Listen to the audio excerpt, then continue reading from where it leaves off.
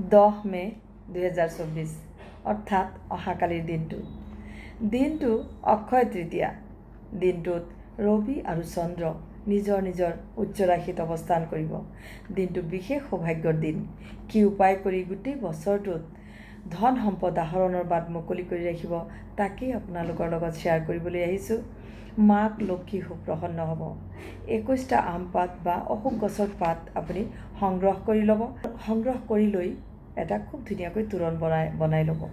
আৰু ৰাতিপুৱা গোটেই দিনটো অহাকালিৰ দিনটো গোটেই দিনটো অক্ষয় তৃতীয়া থাকিব। সেয়েহে আপুনি অকণমান দেৰি হ'লে একো নাই, আপুনি মুখ্য দুৱাৰত তোৰণ খুব ধুনীয়াকৈ লগাই থ'ব। গোটেই বছৰটোত আপোনাৰ ঘৰত শুভ শক্তিৰ প্ৰৱেশ হ'ব। ঘৰত ইতিবাচক উৰ্জা প্ৰবাহিত হৈ থাকিব, আকৰ্ষিত হ'ব।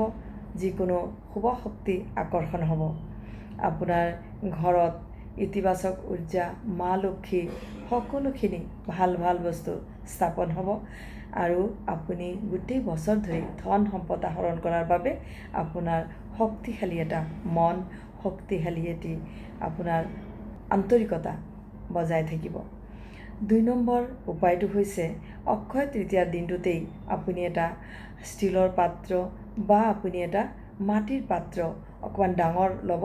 অন্ততঃ 2 কেজিমান পৰিমাণ ধৰা তেনেকুৱা পাত্ৰ এটা আপুনি ক্ৰয় কৰি আনিব। আনি লৈ তাত আপুনি যিকোনো শস্য ভৰাই ল'ব। শস্য যেনেকৈ আপুনি বুট মাহ, মগু মাহ বা আপুনি মাটিমাহ বা আপুনি গম ভৰাই পূৰ্ণ কৰি ল'ব। আৰু লৈ পেলাই যিসকলৰ প্ৰয়োজন আছে, যেনেকৈ ধৰক দৰিদ্ৰ মানুহ বা আপুনি ওচৰত থকা যিকোনো মন্দিৰত আপুনি সেই পাত্ৰটো ডনেট কৰি আহিব। আহি পেলাই আপুনি মা লক্ষীৰ চৰণত প্ৰাৰ্থনা জনাব, মা লক্ষী যাতে আপোনাৰ ঘৰত স্থায়ী হয় আৰু আপুনি যাতে গোটেই বছৰ ধৰি ধন সম্পদ আহৰণ কৰিব পাৰে। আপোনাৰ যিকোনো কাম, শুভ কাম আপোনাৰ যাতে অক্ষয় হয়, তাৰ কাৰণে এই অক্ষয় তৃতীয়া দিনটোত আপুনি মা লক্ষীৰ চৰণত প্ৰাৰ্থনা জনাব।